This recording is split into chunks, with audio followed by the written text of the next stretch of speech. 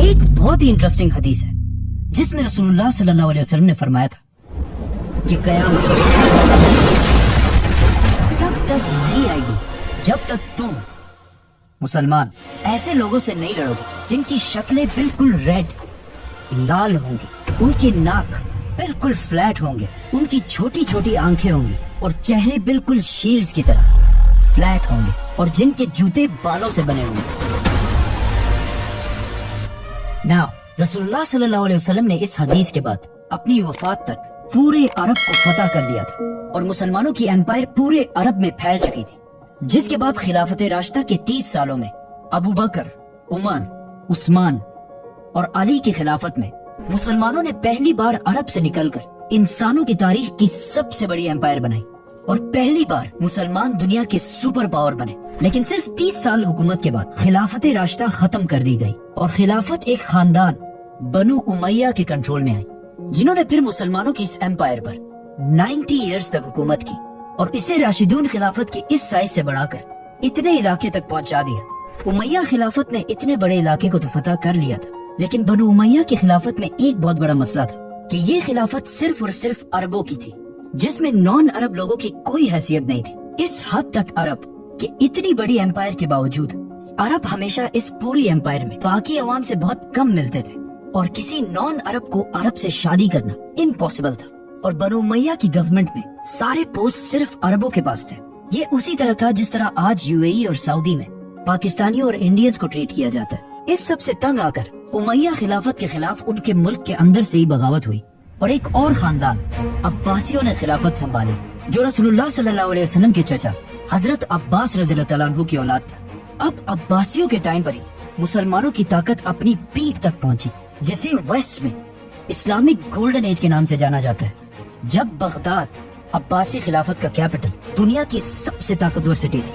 عباسی خلافت نے دنیا کی سپر پاور ہونے کے ساتھ ساتھ ایک بہت ہی یونیک کام کیا کہ انہوں نے اپنے کیپٹل بغداد کے اندر دنیا کی سب سے بڑی لائبریری بنائی، جسے ہاؤس آف وزڈم کہا جاتا تھا، اور اس لائبریری کو دنیا کی بہترین کتابوں، سٹوریز اور پوئٹری سے بھر دیا، جس کی وجہ سے دنیا کے سارے انٹلیکچوئل لوگ، سائنٹسٹ، پوئٹس، آرٹسٹ سب اپنے علاقے چھوڑ کر یہاں اس سٹی میں جمع ہونے لگے۔ عباسی خلیفہ نے اس ہاؤس آف وزڈم میں ایک پورشن ٹرانسلیشن کے لیے بنایا تاکہ یہاں پر لوگ بیٹھ کر دنیا کے پرانے عظیم لوگوں کی رائٹنگز کو عربی زبان میں ٹرانسلیٹ کر سکیں، اور جب یہ ٹرانسلیشن شروع ہوئی تو آہستہ آہستہ عربی زبان دنیا کی سب سے طاقتور زبان بننے لگی، جس طرح آج انگلش زبان ہے۔ عباسی خلافت نے دنیا میں پہلی بار سائنٹسٹ کو اپنے ریسرچ کرنے کے لیے فنڈنگ کرنا شروع کی، جس کی وجہ سے دنیا میں بڑے بڑے مسلمان سائنٹسٹ سامنے آئے، جیسے کہ بغداد کے اس ہاؤس آف وزڈم کا ہیڈ جس کا نام تھا الخوارزمی، A man named Al-Khwarizmi جنہوں نے پہلی بار دنیا میں الجبرا انٹروڈیوس کیا، was one of the greatest mathematicians of all time, a Muslim, worked in the golden age of Islam. جو آج بھی دنیا کے سائنس میں بہت بڑی امپورٹنس رکھتا ہے۔ عباسی خلافت میں سائنس کے ساتھ ساتھ آرٹس بھی بہت آگے بڑھا، اور اسی دور میں الف لیل و لیل جیسی کتاب لکھی، 1001 Nights، جس میں ایسی سٹوریز لکھی گئی جن پر آج تک ہالی ووڈ میں موویز بنائی جاتی ہیں۔ فار ایگزامپل الادین، علی بابا، They all know about Alibaba. اور سمباد وغیرہ۔ ان شارٹ مسلمان دنیا کے سپر پاور تھے اور انہیں چیلنج کرنے والا دنیا میں کوئی بھی نہیں تھا، لیکن جب بھی ہسٹری میں کوئی امپائر اس لیول تک پہنچتی ہے تو اس سے آگے صرف ایک ہی راستہ ہوتا ہے، ڈکلائن۔ ہوا یوں کہ عباسیوں سے پہلے امیہ خلافت، ایز وی نو کہ صرف عربوں کی خلافت تھی، لیکن عباسی خلافت امیہ سے بالکل اپوزٹ تھی۔ مطلب اس خلافت کے دور میں امپائر کے ہر کونے سے لوگ گورنمنٹ میں شامل تھے، پرشینز، ٹرکس، گریک سب، اور ایک عباسی خلیفہ نے تو ترکوں کی ایک بہت پاورفل فوج بھی بنائی، سلجوق فوج، اور یہ فوج ٹائم گزرنے کے ساتھ ساتھ اتنی اسٹرانگ ہو گئی کہ اس نے عباسی خلافت کو مضبوط کرنے کے بجائے خلافت کا سارا کنٹرول اپنے ہاتھ میں لے لیا، جس کے بعد خلیفہ صرف ایک نام کا خلیفہ تھا اور ملک کی ساری طاقت سلجوق فوج کے پاس تھی۔ یہ ایسا ہے جیسے آج کسی ملک کا پرائم منسٹر صرف نام کا پرائم منسٹر ہو اور ملک کی ساری طاقت کسی اور کے پاس ہو۔ سلجوق فوج کے کنٹرول کے بعد اسی فوج کی وجہ سے آہستہ آہستہ عباسی خلافت کمزور ہوتی گئی اور ان کی اس اتنی بڑی امپائر میں ہر طرف بغاوتیں سٹارٹ ہونے لگی، جس سے آخر یہ اتنی بڑی امپائر چھوٹے چھوٹے حصوں میں ڈیوائیڈ ہو گئی، جس کی وجہ سے مسلمانوں کے ہاتھ سے پہلی بار فلسطین چھین لیا گیا۔ اس سب سے بہت سال پہلے پہلی خلافت میں جب حضرت عمر رضی اللہ تعالیٰ عنہ ان سارے علاقوں کو فتح کر رہے تھے तो उन्होंने क्रिश्चियंस की सबसे होली सिटी जेरूसलम को भी फतह कर लिया था। उसके बाद अगले 450 साल तक किसी की भी हिम्मत नहीं हुई थी कि वो फलस्तीन मुसलमानों से ले सके। लेकिन जब अब्बासी खिलाफत कमजोर हो गई और मुसलमान बहुत छोटे हिस्सों में डिवाइड हो गए, तो इस टाइम का यूरोप के क्रिश्चियंस ने फुल फायदा उठाया और यरूशलेम फलस्तीन को मुसलमानों के हाथ से छुड़ाने के लिए एक बहुत बड़ी जंग स्टार्ट की, the crusades, the mightiest battle between Christianity and Islam. और आखिर 1099 में उन्होंने फलस्तीन और जेरूसलम फतह करने के बाद हजारों मुसलमानों, बच्चे, औरतें, बूढ़ों को शहीद कर दिया और उनके घरों को आग लगा दी। एक किताब में तो ये तक लिखा है कि क्रूसेडर्स ने मुसलमान माओ से उनके बच्चे छीनकर बड़ी बड़ी बिल्डिंग से नीचे फेंक दिए। मुसलमानों ने इन क्रूसेडर्स से भागकर घरों और मस्जिदों में छुपने की कोशिश की, लेकिन क्रूसेडर्स ने बजाय इसके कि उनको निकाला जाए, क्रूसेडर्स ने उन घरों को बाहर से आग लगा दी, जिससे हजारों मुसलमान जलकर राख हो गए। अगर आप सोचेंगे कि इतना जालिम कोई कैसे हो सकता है, तो आज भी फलस्तीन में यही सब कुछ एग्जैक्टली इसी तरह हो रहा है। क्रिश्चियंस के जुल्म से कुछ ही मुसलमान वहाँ से बच कर निकले और ये मुसलमान मस्जिद अक्सा से उस पुराने कुरान मजीद को भी अपने साथ लेकर गए जो हजरत उस्मान के दौर में लिखा गया था। इस सब जुल्म के बावजूद दुनिया में मुसलमानों का ऐसा कोई लीडर भी नहीं था जो फलस्तीन को दोबारा फतह कर सके। लेकिन फलस्तीन खोने के सिर्फ 40 साल बाद इराक में एक आम से सोल्जर नजमुद्दीन अयूब के घर में एक बच्चा पैदा हुआ। यूसुफ सलाहुद्दीन अयूबी के नाम से याद किया जाता है। सलाहुद्दीन अयूबी 25 साल की एज में अपने चाचा के साथ इराक छोड़कर इजिप्ट की तरफ गए और वहाँ आहिस्ता आहिस्ता बहुत लंबी स्ट्रगल के बाद इजिप्ट के बादशाह सुल्तान बन गए। ये बहुत लंबी कहानी है, इसे फिर करेंगे। अब जब यहाँ इजिप्ट में सलाहुद्दीन अयूबी इजिप्ट के बादशाह बनने की तरफ जा रहे थे, तो इसी दौरान यहाँ से बहुत दूर मंगोलिया में एक छोटे से गांव के एक छोटे से कबीले के सरदार के घर में भी एक बच्चा पैदा हुआ जिसका नाम था Temujin Genghis Khan. Yes, Salahuddin और चंगेज खान एक ही दौर में जिंदा थे। एक ने मुसलमानों को वापस ग्लोरी की तरफ लेके जाना था और दूसरे ने मुसलमानों को ऐसा तबाह करना था जो इससे पहले किसी ने भी नहीं किया था। फलस्तीन और स्पेशली जेरूसलम को खोने के बाद मुसलमानों का कोई स्ट्रॉन्ग लीडर तो नहीं था, लेकिन इस दौरान सबसे जबरदस्त रोल मुस्लिम स्कॉलर्स उलमा ने प्ले किया था, क्योंकि इससे पहले जो मुसलमान हर वक्त आपस में लड़ते रहते थे और बहुत सारे फिरकों में डिवाइडेड, उन्हें कुछ बहुत अजीम स्कॉलर्स ने एक ही गोल पर यूनाइट करना शुरू किया कि किसी भी हाल में फलस्तीन को दोबारा फतह करना है, जिससे अगले कई सालों में मुसलमान किंगडम्स की यंग पॉपुलेशन के दिमाग में ये बात बहुत अच्छी तरह बैठ गई। लेकिन फिर भी मुसलमानों का ऐसा कोई एक लीडर नहीं था जो मुसलमानों को यूनाइट करके क्रिश्चियंस पर हमला कर सके। आखिर सलाहुद्दीन अयूबी ने इजिप्ट का सुल्तान बनने के बाद पहले तो क्रिश्चियंस के एक ग्रुप से डील कर ली कि अगले 10 साल तक बिल्कुल अमन होगा और हम एक दूसरे पर हमला नहीं करेंगे, ऑलमोस्ट सुलह हुदैबिया की तरह। इन 10 सालों को यूज करके सलाहुद्दीन अयूबी ने पहले मुसलमानों को यूनाइट करना शुरू किया और फिर आखिर इस सारे इलाके को फतह करने के बाद अब सलाहुद्दीन अयूबी दुनिया के सबसे ताकतवर मुसलमान बादशाह बन चुके थे और दुनिया के सारे मुसलमान फलस्तीन को फतह करने के लिए सलाहुद्दीन अयूबी की तरफ देखने लगे। उस जमाने के बड़े बड़े स्कॉलर्स ने भी सलाहुद्दीन अयूबी को सपोर्ट किया, जिनमें से सबसे बड़े स्कॉलर का नाम था शेख अब्दुल कादिर जिलानी। अब्दुल कादिर जिलानी उस वक्त दुनिया के सबसे इन्फ्लुएंशियल स्कॉलर थे, जिनकी सलाहुद्दीन अयूबी भी बहुत रिस्पेक्ट किया करते थे। आखिर सलाहुद्दीन अयूबी ने अपनी फौज लेकर क्रूसेडर्स पर हमला कर दिया और साल 1192 में जेरूसलम को मुकम्मल तौर पर फतह करके सिक्योर कर लिया। 1192 मुसलमानों की तारीख का बहुत इम्पोर्टेंट साल था, क्योंकि इस साल एक तरफ सलाहुद्दीन अयूबी ने इतनी बड़ी फतह हासिल की और दूसरी तरफ शहाबुद्दीन गौरी ने इंडिया पर हमला करके इसे फतह कर लिया और दिल्ली सल्तनत की बुनियाद भी रखी। अब ऑलमोस्ट 100 साल बाद मुसलमान आखिरकार दोबारा थोड़ा स्टेबल होने लगे और मुसलमानों की खोई हुई इज्जत भी उन्हें वापस मिलने लगी। लेकिन अब जब मुसलमानों को थोड़ी कामयाबी मिल चुकी थी, तो इस सब से 600 साल पहले रसूलुल्लाह सल्लल्लाहु अलैहि वसल्लम की कही हुई हदीस के पूरे होने का टाइम आ चुका था। तो इस सब से बहुत दूर चंगेज खान ने मंगोलिया को यूनाइट कर लिया था और बहुत तेजी से हर तरफ अपनी ताकत बढ़ा रहा था। चंगेज खान का असली नाम तेमुजिन था और उसका बाप मंगोलिया के एक छोटे से कबीले का सरदार था। लेकिन तेमुजिन के बचपन में एक दूसरे कबीले ने उसके बाप को सीक्रेटली जहर देकर मार दिया था, जिसके बाद तेमुजिन और उसका पूरा खानदान बहुत सख्त जिंदगी गुजारता रहा। और कहा जाता है कि एक वक्त में तेमुजिन चाइना में किसी और का गुलाम बनकर भी रहा, लेकिन फिर तेमुजिन ने आखिर वापस मंगोलिया आ गए, अपने कबीले को यूनाइट किया और आहिस्ता आहिस्ता उसकी ये मंगोल एम्पायर बढ़ने लगी और इतनी बड़ी हो गई कि मंगोलियंस ने तेमुजिन को एक बहुत बड़ा टाइटल दिया चंगेज खान,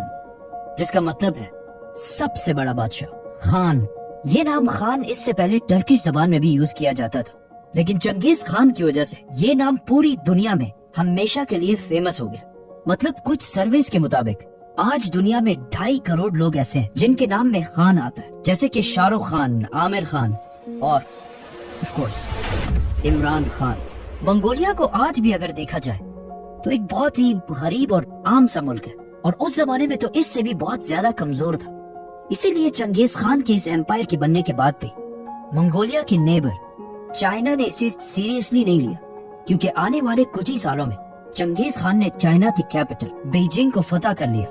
और पहली बार लोगों ने देखा कि चंगेज खान कितना जालिम है। और उसके जुल्म की कहानियां तो हम सब ने सुनी है कि वो लोगों के सर काट कर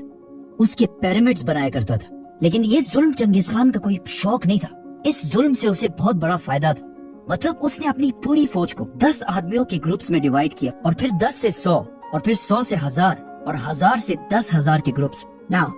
चंगेज खान ने अपनी आर्मी के लिए एक रूल बनाया था कि हर 10 लोगों के ग्रुप में अगर एक बंदा भी जंग छोड़कर भाग जाएगा तो उसके ग्रुप के बाकी 9 लोगों के सर काट दिए जाएंगे, जिससे चंगेज खान की आर्मी के सोल्जर्स एक दूसरे को जंग से भागने ही नहीं देते थे, और जो भी भागने की कोशिश करता था उसे उसकी आर्मी खुद ही मार देती थी। इसके अलावा चंगेज खान ने जस्टिस का एक ऐसा सिस्टम बनाया कि अगर कोई भी इस एम्पायर में किसी दूसरे का घोड़ा चोरी करे और पकड़ा जाए, उसे उस एक घोड़े के बदले 10 घोड़े वापस करने होंगे, और अगर वो वापस ना कर सका तो सिर्फ उसे नहीं, उसके पूरे खानदान, बच्चे, बीवी, माँ बाप सबको मार दिया जाएगा। इस तरह चंगेज खान की ये जालिम एम्पायर बहुत तेजी से फैलने लगी, और आखिर मुसलमानों की एक एम्पायर ख्वारिज्म से टकरा गई। पहले तो चंगेज खान का कोई इरादा नहीं था कि वो मुसलमानों से जंग करे, इसीलिए उसने ख्वारिज्म के बादशाह की तरफ दोस्ती का पैगाम लेकर एक डेलीगेशन भेजा। लेकिन ख्वारिज्म के बादशाह ने उन सारे लोगों को गिरफ्तार कर लिया, जिसकी वजह से उन्हें रिहा करने के लिए चंगेज खान ने अपने एम्बेसडर को बादशाह की तरफ भेजा, लेकिन बादशाह ने उस एम्बेसडर का सर काट दिया। अब ये बहुत बड़ी बात, एम्बेसडर या मैसेजर को कत्ल करना इस्लाम में और दुनिया के हर कानून में बहुत बड़ा जुर्म है। जब मंगोलिया में चंगेज खान को इसका पता चला तो उसे बहुत गुस्सा आया, और अब उसकी इज्जत का सवाल भी था। तो उसने अपनी सबसे बड़ी फौज 1 लाख की फौज लेकर ख्वारिज्म की तरफ रवाना हुआ, और यहाँ मुसलमानों और मंगोल्स के दरमियान अगले 100 साल की जंग शुरू हुई। चंगेज खान ने बहुत तेजी से ख्वारिज्म की इस पूरी एम्पायर को खत्म कर दिया, और हर सिटी को फतह करने के बाद वहाँ की सारी पॉपुलेशन के सर काट दिए, और फिर उनके पिरामिड्स बनाए, ताकि पूरी दुनिया को पता चल जाए कि चंगेज खान से फड्डा लेना कोई आसान काम नहीं है। चंगेज खान के हमले से पहले ख्वारिज्म एम्पायर, जिसमें आज अफगानिस्तान, उज्बेकिस्तान, ताजिकिस्तान जैसे इलाके हैं, इनकी आबादी 2 मिलियन 20 लाख के करीब थी, और चंगेज खान के हमले के बाद अब यहाँ की आबादी सिर्फ 2 लाख रह गई थी। मतलब चंगेज खान ने 18 लाख मुसलमानों को शहीद किया था। इन इलाकों को फतह करने के बाद एक दिन चंगेज खान ने सारे मुसलमानों को एक मस्जिद में जमा किया, और फिर खुद मिंबर पर चढ़ा और सारे मुसलमानों से कहा कि मैं तुम्हारे रब की तरफ से तुम पर अजाब बनाकर भेजा गया। इसके बाद मंगोलियन एम्पायर और भी बढ़ती गई, और ऊपर रशिया को भी फतह कर लिया। लेकिन उसी दौरान मंगोलिया में चंगेज खान फौत हो, और अपने बाद अपने बेटे उगुदाई को सबका बादशाह बनाया, और अपनी पूरी एम्पायर को अपने बेटों में डिवाइड कर दी। लेकिन चंगेज खान के जाने के बाद भी मंगोल एम्पायर हर तरफ फैलती गई, और आखिर बहुत साल बाद चंगेज खान के पोते हलाकू खान ने एक और बहुत बड़ी फौज तैयार की, और उसे लेकर बगदाद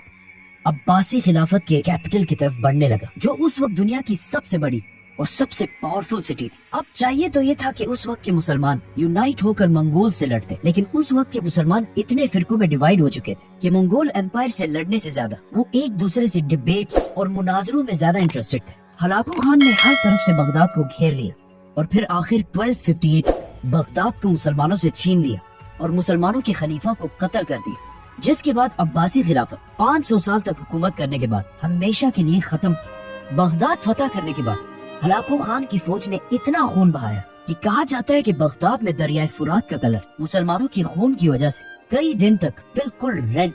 और रेड कलर के बाद यूफ्रेटिस रिवर का कलर ब्लैक हो गया, क्योंकि हलाकू खान ने बगदाद के हाउस ऑफ विजडम, जो दुनिया की सबसे बड़ी लाइब्रेरी थी, उसके सारे किताब जलाकर राख कर दिए और उन्हें दरिया में फेंक दिए, जिसकी वजह से दरियाए फुरात का कलर कई महीने तक बिल्कुल ब्लैक था। हिस्ट्री में मुसलमानों पर इतना सख्त टाइम कभी भी नहीं आया कि सिर्फ मुसलमानों को नहीं बल्कि इस्लाम की सबसे होली साइट्स को भी खतरा हो, क्योंकि अब्बासी खिलाफत को खत्म करने के बाद अब मंगोलों के सामने सिर्फ एक और सल्तनत थी, ममलूक सल्तनत। और अगर ये इसे भी हरा देते तो मक्का और मदीना का कंट्रोल भी मंगोल्स के पास चला जाता, तो वो 100% मक्का में काबा को गिरा देते। बट ऐसा नहीं हुआ। जब मंगोल्स बगदाद फतह करके आगे बढ़े तो ये देखकर इजिप्ट के ममलूक सुल्तान ने अपने जनरल बेबर्स के साथ मंगोलों से लड़ने का फैसला किया। सुल्तान को सबने समझाने की कोशिश की कि मंगोलों से लड़ना इम्पॉसिबल काम है, क्योंकि उस जमाने के लोगों और कुछ बड़े बड़े स्कॉलर्स ने भी ये कह दिया था कि ये मंगोल ही असल में याजूज माजूज और बस इसके कुछ ही अरसे बाद कयामत आने वाली, तो इनसे जीतना नामुमकिन है। लेकिन फिर भी सुल्तान और उसका जनरल बेबर्स मंगोलों के खिलाफ एक फौज जमा करने लगे। अब इसी दौरान मंगोलिया में हलाकू खान का भाई, जो उस वक्त पूरे मंगोल एम्पायर का बादशाह था, मार दिया गया। तो हलाकू खान मजबूरन अपनी बड़ी फौज लेकर वहाँ से वापस चला गया और एक छोटी फौज को यहाँ पर छोड़ा। और आखिर फलस्तीन में एन जालूत के मकाम पर मंगोल्स और मुसलमानों की फौज आमने सामने हुई। ये एन जालूत इलाका फलस्तीन में, और इसे एन जालूत इसलिए कहा जाता है क्योंकि यहूदियों के मुताबिक ये वही एग्जैक्ट जगह है जहाँ पर इससे हजारों साल पहले दाऊद अलैहिस्सलाम ने एक बहुत बड़े वॉरियर जालूत को हराया था। और अगेन अब हजारों साल बाद यहाँ एग्जैक्टली ऐसा ही हुआ कि कमजोर मुसलमानों ने पहली बार द ग्रेट मंगोल एम्पायर को बहुत बुरी तरह हरा दिया और मंगोल एम्पायर की एक्सपेंशन को हमेशा के लिए रोक दिया। मतलब ये जंग हारने के बाद मंगोल एम्पायर कभी भी इससे आगे नहीं बढ़ी। ये थी मंगोल्स और मुसलमानों की जंग, जिसका इससे बहुत साल पहले रसूलुल्लाह सल्लल्लाहु अलैहि वसल्लम ने पहले ही बता दिया, जो आखिर एन जालूत की जंग के साथ खत्म हो गई। लेकिन फिर भी मुस्लिम दुनिया के एक बहुत बड़े हिस्से पर मंगोल्स का कंट्रोल था और उन्हें दुनिया में कोई भी चैलेंज नहीं कर सकता। लेकिन फिर आहिस्ता आहिस्ता यही मंगोल यहाँ के रिलीजन इस्लाम को स्टडी करने लगे और आखिर इतना इम्प्रेस हुए कि सारा मंगोल खानदान जो इन इलाकों में आबाद था मुसलमान हो गया और ये सारे इलाके दोबारा इस्लाम के कंट्रोल में है। अगर आप चंगेज खान की औलाद के सारे नाम दें तो पहले इन सारों के नाम बिल्कुल मंगोल नाम, जैसे कि ओगदाय, जोची, हलागू। लेकिन आहिस्ता आहिस्ता इनके नाम मंगोल से मुसलमान नाम होने लगे, जैसे कि मोहम्मद, तैमूर, यूनुस और बाबर। क्योंकि इंडिया पर बहुत साल हुकूमत करने वाली मुगल एम्पायर इसी चंगेज खान की औलाद में से थी। हजरत उमर और चंगेज खान में एक बात कॉमन है कि इन्होंने अपने जमाने की सबसे बड़ी और सबसे ताकतवर एम्पायर्स बनाए थे। लेकिन इन दोनों एम्पायर्स में एक बहुत बड़ा डिफरेंस कि आज चंगेज खान को सिर्फ एक जालिम के तौर पर याद किया जाता है, लेकिन हजरत उमर को पूरी दुनिया एक ग्रेट लीडर मानती है। सब्सक्राइब।